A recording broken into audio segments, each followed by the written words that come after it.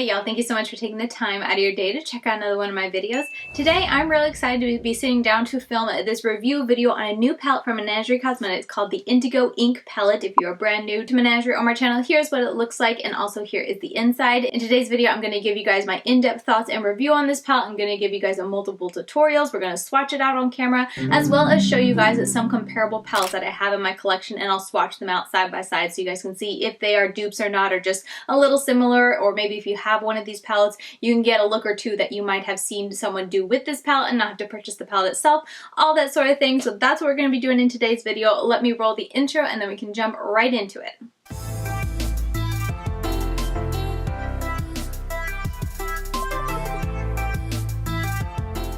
Alright, as I said, it is Menagerie Cosmetics' newest palette, the Indigo Ink palette, and the inside looks like this. This retails for $45, and on Menagerie's website you can get free shipping with $75, so definitely something to keep in mind and some information I just figured I would throw out at you if you were curious. We are going to get into swatches and comparisons, as I said, but first off I like to do the tutorials, and if you're new to my tutorials, whenever I do a multiple palettes plus review video like this that I'm doing today, I always give you guys reviews of the individual shadow as I am applying it. So if you're someone who doesn't tend to watch tutorials, this might be a good one to watch, because as I am applying the eyeshadow, I will also tell you specifically how I like that specific eyeshadow, and that's kind of how I get really in depth with my reviews, because at the end I will give you my overall thoughts and opinions, but if you want thoughts and opinions on almost every single eyeshadow in here in detail as we go along, that's going to be in the tutorial portion, because I think I used all of these before sitting down and doing this video, but I'm not going to share with you guys all the tutorials that I created with this palette just because I didn't film them all, but I try my best to use as many as I could within the tutorials that I'm going to be including in today's video, so you guys can hear in depth my thoughts on each one of the shadows included in this palette. So let's go ahead and jump right into the tutorials. I do a voiceover and it's very chill and relaxed, or at least I try to keep it that way, and then after that we will get into swatches, comparison, and review. Alright, so for this first tutorial, we're going to be diving right into the darkest shade in the palette, the Ink Blot Shadow, and I'm going to be using this as a liner, and as you can see, I'm just using a really tiny brush to apply it like I would my winged liner. On this shade, I mean, I'm using it very compact, but it went on with no problems, as you can see, very pigmented, and it was very opaque. It didn't take like any work to build up or me having to fiddle with it to get it to lay down and not be patchy, so very happy with this shadow. After that, I dipped into the next blue shadow, which is Inky Torpedo, and I'm putting that on my outer corner. I'm being a little delicate just because I do have that wing down there, but I'm just using this as I would like an outer corner shadow. And as you can see, it's very impactful. It goes on really well. I didn't notice any major patching issues, and blending it out was very easy, seamless, and I love the intensity and the opaqueness of this shadow.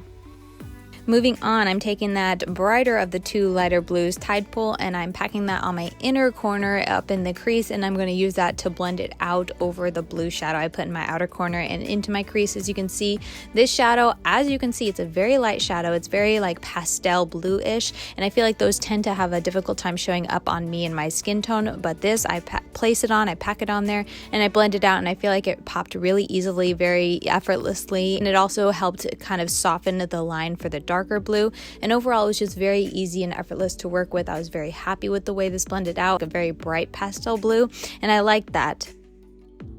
Once that was blended in how I liked it, I'm just putting on a little NYX glitter primer, and this is going to be one of the multi-chromes, and I'm putting it over the majority of my lid. And as you can see, I tried using a nice flat, which typically works for the shimmer shadows whenever I want to pack them on, especially on a tacky base, but as you were seeing, hardly anything is transferring. It was such a struggle to try to get this onto my eyelid with this brush. Not only was it difficult to transfer from the brush, but I found it the most difficult, the most reason I had issues with it is because it wouldn't transfer to my brush. I don't know if it was just too flat, and it just didn't want to transfer on. So you're gonna see me here finally use my finger to pat it on, and as you can see, it goes on so much better with the finger. It's so much more impactful and effortless too, because it took me like 2 seconds to stamp it on and I was done, as opposed to how long it took me struggling with the brush. But then I'm just gonna take Giant Pacific, and I'm packing that on the very outer edge, kind of where the matte meets the shimmer, just to help make sure it's very nice and effortless, to try another shadow and just to see how it works. In this shadow, I didn't have quite as much trouble picking it up on a brush as I did the multi-chrome, so maybe it has something to do with the multi-chrome, but this one picked up a lot nicer, not near anywhere as difficult as the multi-chrome.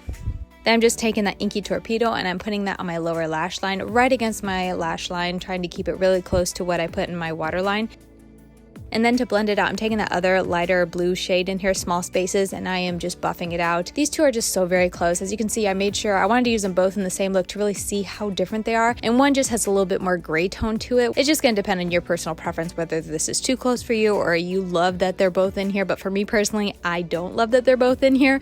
But anyway, moving on to my inner corner, I'm just using ABH's highlighter here and I'm packing on my inner corner, and that is going to be the look for today. I'm not the best at catching multi-chromes just because I'm in, my lighting in my room. It's not really set up for multi-chromes, but I am going to show you as best I can the shifts that I was able to capture for this look. But overall, I like this look. It wore very nicely. The mattes, I had no issues whatsoever. The shimmers, I did notice that the multi-chrome looked like it faded by the end of the night, though I didn't see any noticeable creasing or whatnot, so it still was there. It still was pretty, but when I got up close in the mirror, it just looked like there wasn't as much on my lid as I saw at the beginning of the day. So something to keep in mind with wear time, but overall, it was a very pretty look.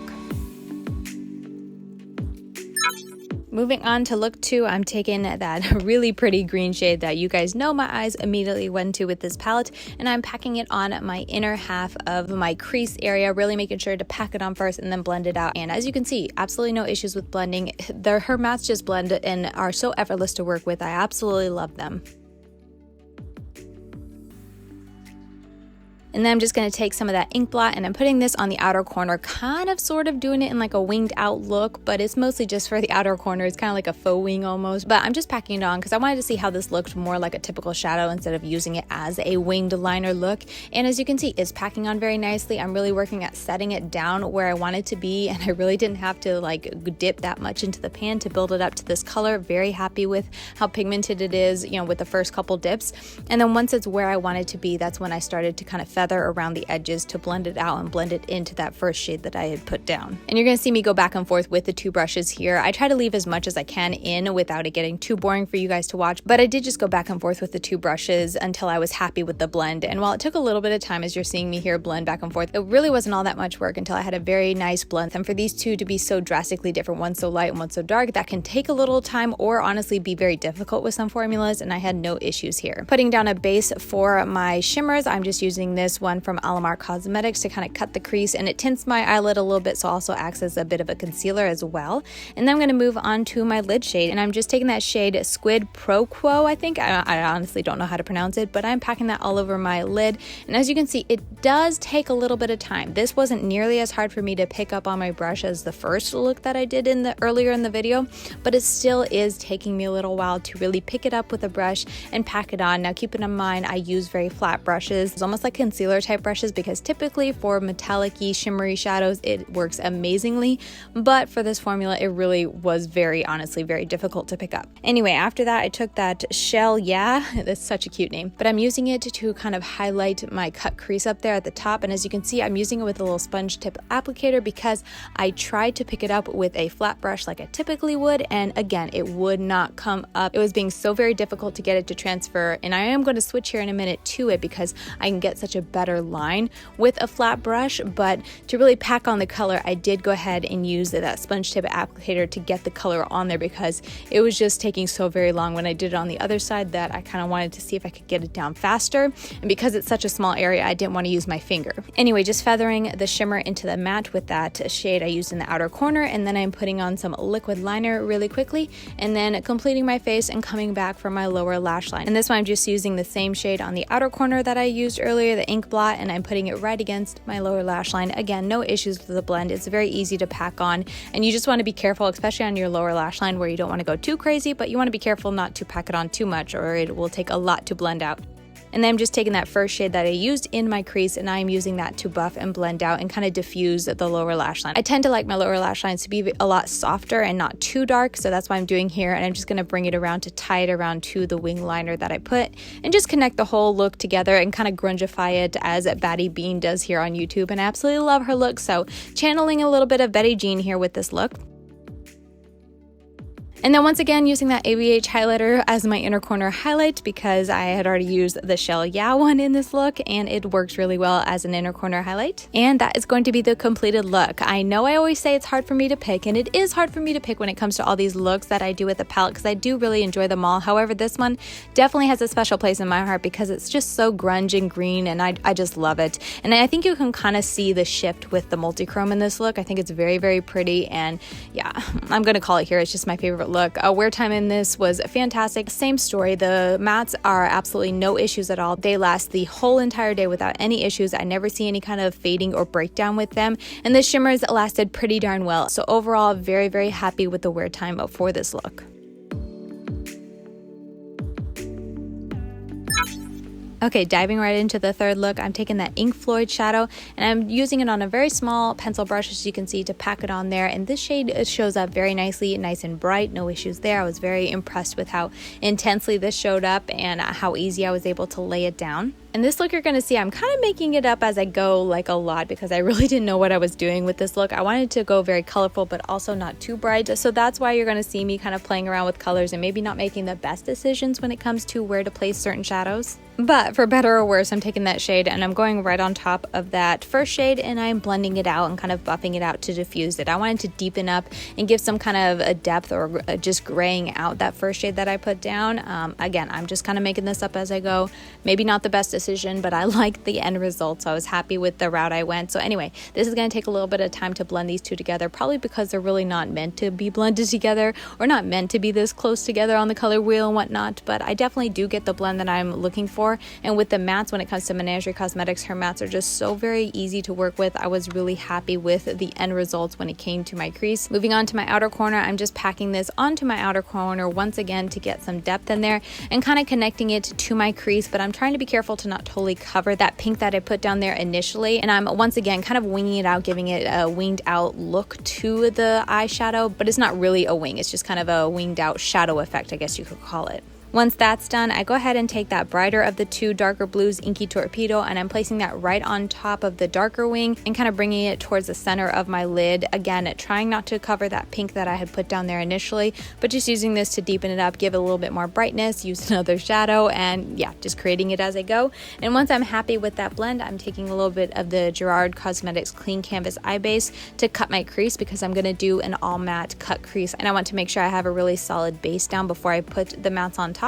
And first off, I'm going with Tide Pool, and I'm putting this right along the cut crease, being really precise with it as I didn't want this to get too messy. This is kind of just highlighting and giving a halo effect to the cut crease to make sure it really stands out and is bright. And as you can see, as I'm packing it on, the color stands out really nicely. It doesn't take a whole lot of packing on or building up to get the color to pop. I was really happy with this one. And then moving on, I did take that Nori shadow and I'm putting that on my lid, and this is going to be the main part of the all matte cut crease. And as you can see, I'm packing it on and just building it up to make sure it's nice and intense before I go back to the first shade, the Tide Pool. And I'm just going to use the Tide Pool to kind of mesh and blend these two together, and these two blended really nicely together. I was really happy with how opaque both of them looked on the eyes, because when you do all matte looks, sometimes they don't really look that good if they're not super opaque of a matte, like a good matte. When it comes to all matte looks, they can look very thin or just patchy, and as you can see, I don't see any thinness or patchiness with either one of the shadows that I used to pack on my lid, so super happy with that. Then after I finished off my face, I'm going to my lower lash line and just deepening it up with the darker of the blue shadows. And then to soften it all up, I'm taking that acid blue, the Nori shadow once again, and using this to soften it out and just kind of diffuse my lower lash line. I really like that shadow in the palette, so I'm kind of, using any excuse I can to use it, because I really did like that effect, especially mixed with the blue. For my inner corner, I took the shell, and I packed it on there, and I definitely would use some type of doe foot applicator, because this is a very kind of loose and crumbly shadow, so I feel like if you used a brush, you could make a mess all over your face. But using a doe foot applicator, it applied very nicely, and I was super happy with it. And yeah, that is going to be the completed look. As I said in the beginning, I was really just kind of experimenting and trying to put interesting colors together, and it's definitely one of those interesting color combinations that I did, especially with that pink in the crease. But overall, I was really happy with it, and especially in the close-ups, I love how you can see that hint of pink above the blue and green cut crease. And yeah, overall I was super happy with this. This look wore absolutely beautiful, absolutely perfect all day.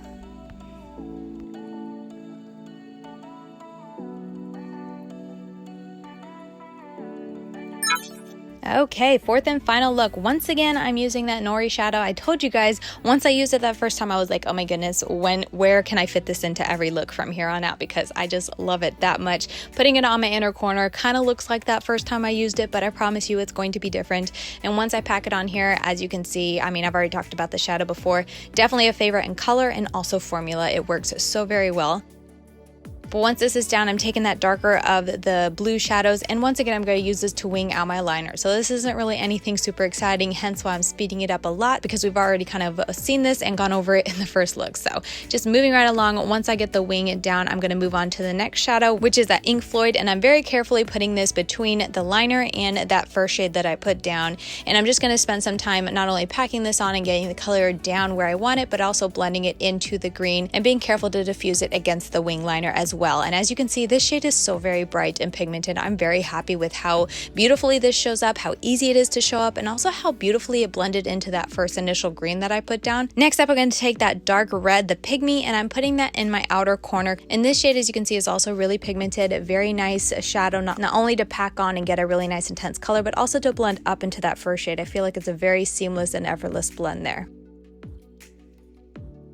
Once I put on a little bit of glitter primer, I'm moving on to my shimmer shadows, and for this one, it's going to take a little bit of time because once again, it doesn't want to transfer. But after a lot of back and forth, I finally get Ink Defense to get on my eyelid because I wanted this to be the star of the show as the other multi-chrome to show you guys kind of what it looks like and whatnot. But once again, it does take a very long time, and the issue I feel like isn't to get it from the brush to my eyelid. The issue is to get it onto the brush. And I picked a different flat brush. This is still a flat brush, but it has a little bit of a taper to the side, so typically that makes it easier for it to pick up shadow. But still, once again, I feel like the multi-chromes in this palette is just best done with your finger or a sponge tip applicator or something like that, because the flat brushes, even if it has more of a taper to the side, still just doesn't want to pick up. Or I mean, it does pick up as you're seeing, but it just takes a very long time.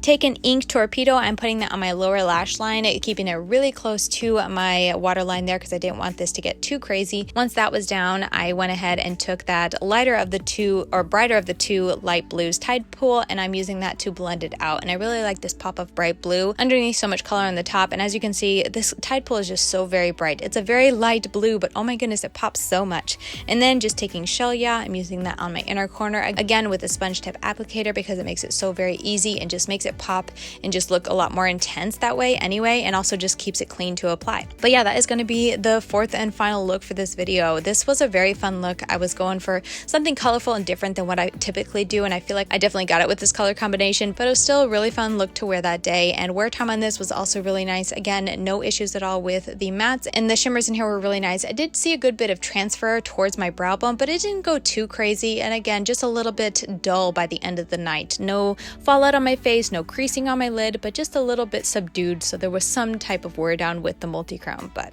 overall very pretty.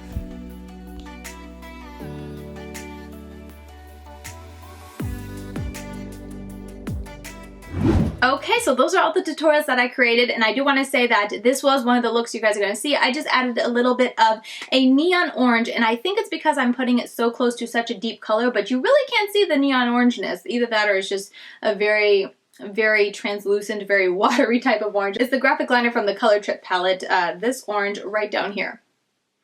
It doesn't look that intense. I'll have to keep trying that, but that is what's going on, and I added that after the tutorial, so I just want to throw that out there because that might be a little bit confusing. I just popped it on right before I sat down to film because I was feeling creative, and then it didn't really look all that good, but oh well, it's on there today. So those are all the looks. As I said, please let me know which one was your favorite. I always like to hear which one stood out to you the most. But anyway, yeah, those are the tutorials. So let's go ahead and transition right over to swatches. Now for these swatches, I'm not going to be putting anything down on my arm. They're just going to be finger swatches, and I leave in so you guys can see exactly how many times I swatched it on my arm. And if I have to ever re-dip into the pan, you're going to see my finger disappear off screen and then come back on. So I just like to put that right up front in case you are curious. But yeah, this palette has 5 shimmers and 7 mattes, so more mattes than shimmers, which is a fun ratio that you guys know I appreciate. I always like to work with more mattes. If you're new to my channel, I don't typically have a really good experience or really good luck with Menagerie Cosmetic shimmers. They just tend to not be my favorites for whatever reason. I find them either flaky or more sheer or just difficult to work with, or firmly pressed. And with this palette, that kind of holds true. There are a couple shades in here that I do like. You guys heard me during the tutorial, either were easy to use or just so very beautiful with the multi-chrome aspect and whatnot, but there were definitely those, as you guys heard in the tutorial, that just did not want to pick up with a brush. I had to use my fingers in order to use it, and for me personally, that is just a little bit of a downside for me personally. I'm someone who really doesn't like to use my fingers if I don't have to when it comes to shimmer, because then I get shimmer everywhere, and I like to keep everything clean as much as possible, so having to use my fingers is not my favorite thing. So kind of keeping with the trend when it comes to Menagerie Cosmetics, their shimmers aren't my favorite. I did like Shell, yeah, a whole lot, that first shimmer there, because it's an amazing shadow that's so beautiful on the inner corner. But everything else, while I do like them, they're pretty. There are a couple, you know, in there that aren't too firmly pressed that work pretty well putting on the eyes, you know, with a brush like the Giant Pacific. As a whole, I'm just not the biggest fan of her shimmers in the palette. But the mattes, as you guys heard me talk, I really do think all the mattes, the quality of all the mattes are just fantastic. So very nice, so buttery smooth, so beautifully pigmented. I still don't really get why she has two shades, Small Spaces and Tide Pool, that are so close together. I tried using them in different looks, and granted they are slightly different on the eyes, but I do feel like you could have just had the brighter of the two in there. But that's a color story wise. Still quality wise, I thought the mattes were very nice. So let's go ahead and segue into the palette comparisons that I have for you guys today. I only found 3 palettes that I feel like have enough eyeshadows that are similar to the Indigo Ink palette that I felt like was worth swatching. There were a lot that was like 1 or 2 shadows, or maybe 3,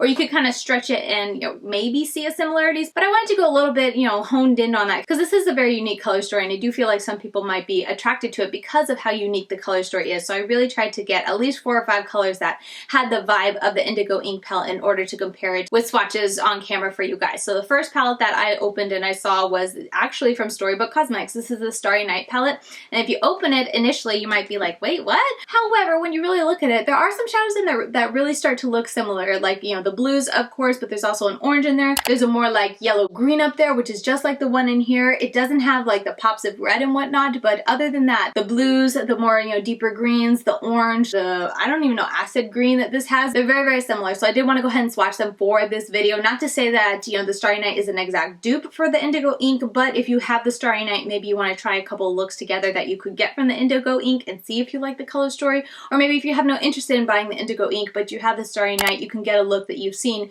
maybe using the Starry Night instead of it. That's kind of my purpose for sharing these comparison palettes, is just that if you have in your collection, maybe you can get some really cool looks with it. Next up, I also thought of the Nomad Cosmetics Iceland Land of Fire and Ice palette. This palette compared to it, now the reds are definitely not very close together, and, you know, a little far off from the vibe of the Indigo Ink. However, they are red and blue, so I was like, oh, you know what, I'm gonna swatch this out, because the blues definitely have a familiar feel to it when you're comparing it between the two palettes. The shimmers, you know, it has those blue-green shimmers. There aren't any multi-chromes. It's in the Iceland palette, but still, it did give me enough colors that were similar that I was like, you know what, I want to swatch these out together just so you guys can see. Again, it's not really duping the palette at all, but there are some colors in the Iceland palette that give me the vibe of the Indigo Ink palette, so I did want to swatch them out. And then last up is going to actually be the Wahala palette from Juvia's Place. This is their Wahala 1. I think they have 2. But anyway, I only have the first one, and when I opened this up, I was like, you know what? There are some colors there that are standing out as being very similar. For starters, the multi-chromes in here kind of remind me of the multi-chromes in here with the green and the blue up there, but then it also has this kind of like, I don't even know what you call this, like watermelon-y pinky peach shade that is almost exactly what it looks like in the Indigo Ink palette. Then it also has a blue in there. It doesn't really have that acid green that the Indigo Ink palette does, but it has a yellow there. I figured I would swatch it next to each other. But there were tones in here. There were shadows in the Wahala palette that did give me the vibe of the Indigo Ink, so I did want to swatch them out so you guys could see what they look like side by side.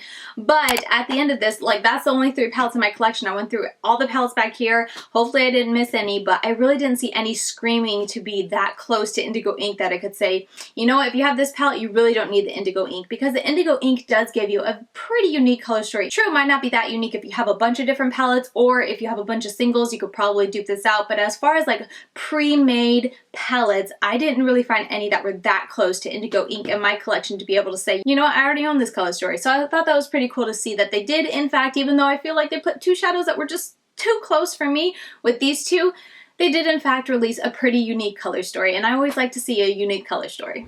Okay, so at this point we've done the tutorials, we've done the swatches, we've done the comparison palettes.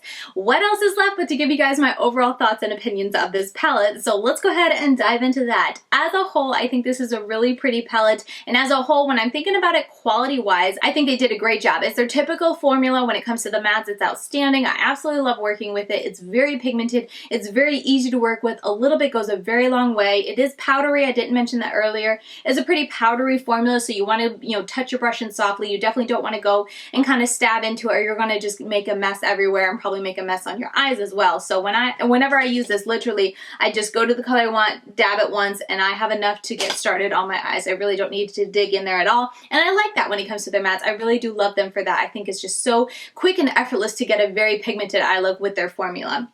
Their shimmers, as I said, kind of remind me of their typical formula. I was hoping to see something a little bit different that I would enjoy more, especially after trying a Net Serenity palette. I feel like they did something special with the shimmers in that one. However, trying these shimmers, like I said, they're not all a dud, but the main ones that I was using in the tutorial, especially the multi-chromes, just take a good bit of effort to get to transfer with a flat brush, which is my preference when it comes to applying my shimmers. So definitely keep that in mind. This is me preference-wise. The multi-chromes in here are really, really pretty. I did think they did a great job with that, even though they are hard to transfer. The formula is hard to get, you know, from a brush onto your eye. When you do get them on there, they are very pretty, and they do give off a very gorgeous shift when you look in a mirror and whatnot as you're turning. And also too, the sparkle finish, it is beautiful. Anytime you blink or move, you just see all this sparkle happening on your eyes, and it is very pretty. The thing for me though that kind of always, you know, hits me a little bit every time I come to this palette and I sit down to do a look is just how similar these two are. I've already said it many times in this video, so I'm not going to harp on it, but that is just so redundant. I would have liked to see more of an orange, because I feel like there's some orange in the octopus that doesn't really translate into the color story that I feel like would have made it, I don't know. I just would have liked an orange. Maybe it's just because I like orange. I do understand I'm a little bit biased when it comes to like orange, yellow, and green, but it is what it is. That would be my preference. But having those two in there so close together, I just felt like was a waste for me personally. So overall though, you know, do I like it? Do I recommend it? I think quality wise and, you know, the eye looks that I could get, I do recommend it. I don't think you're going to hate this palette on quality wise if you were to purchase it. If you look at the color story and you like what you see and you know, heard my critique with the shimmers and that isn't a problem for you, I don't think you're going to waste your money to pick this up. As long as you know that those two colors are so similar, you do need to use your finger to get a look done quickly, that sort of thing. If you're okay with that, then yeah, I do think this is a great palette. For me personally though, is it gonna like trump other palettes from Menagerie that I have in my collection that I love? Like when I think of Menagerie Cosmetics and my favorite eyeshadows, immediately to the top of my head is Whale Song, Feral, Killer Purr, Serenity now. I just got a Nets palette. It is amazing. Those are like the top whenever I think of Menagerie Cosmetics and the formulas I love. This, while I think it's really pretty, it didn't trump those. It's kind of right there with Pastel Pup. It's really good. It's a great formula, but it didn't leave such an amazing impression on me that I think of it often whenever I'm thinking about the brand or, you know, I'm having to name my favorite palettes, that sort of thing. I don't think this is a palette that's going to come to the top of my head just because there are other palettes and there are other color stories from Menagerie Cosmetics that I feel like are just hit home for me and just like impress me so much more than this does. And that's not to say there's anything wrong with this palette. It just didn't blow my socks off, and it just being a very unique color story, but a little bit of a challenging color story for me personally in putting shades together. I definitely noticed that when I sat down to do my makeup every morning, I spent a good amount of time sitting there and thinking like, okay, what can I do to be creative? Because I'm not someone who tends to put like one color in the crease, one color on the eyelid, and, you know, make it very monochromatic or simple and call it a day. I try to get as creative as I can with the palette, and with this color story, like I said, I had to sit there and really think about it. Well, I think it's very inspiring, very challenging. I don't know, I just feel like I've done it, you know, what is it, 4 or 5 looks with it, and I'm good. I'm done. I'm ready to move on. I love the palette packaging. I definitely think that's very pretty. I definitely am not getting rid of this. I definitely don't regret purchasing it. I really do like having it in my collection. I think the formula is great. The color story is very fun and unique, and I really enjoyed being able to review it for you guys, but I don't know, it just didn't trump any of my previous favorites, any of my previous loves when it comes to Menagerie Cosmetics. So that is going to be my review for the Indigo Ink palette from Menagerie Cosmetics. I hope you guys found it helpful, informative, and it just kind of helped you decide if you want to pick this up or not, or if you've already purchased it, just to get some inspiration from the tutorials that I did include towards the beginning of this video. Let me know your thoughts down below. Let me know any kind of way I can improve my multiple looks and review videos like this. I really like to, when I'm able to really, you know, jump on a palette in the beginning and really feel inspired and want to. I love being able to create these multiple looks videos as well as give you guys my review, give you swatches compared to other palettes in my collection. I find those videos a lot of fun to create, and I feel like they're informative, so if they are informative, give this video a thumbs up. Let me know that down below in the comments, and yeah, let me know if you're gonna pick it up. Let me know if you did pick it up. Just give me your thoughts on this palette. I always love hearing from you guys down below in the comments, and with all that said, that's gonna do it for today's video. Thank you guys so very much for watching. If you want to continue getting daily content from me, I'm over on Instagram. I'm LadyKatie92 over there, and I post reels, makeup pictures, palette flat lays, all that sort of thing. Just have a fun time over there. And yeah, with that said, I'll see you guys very soon in my next video. Bye guys.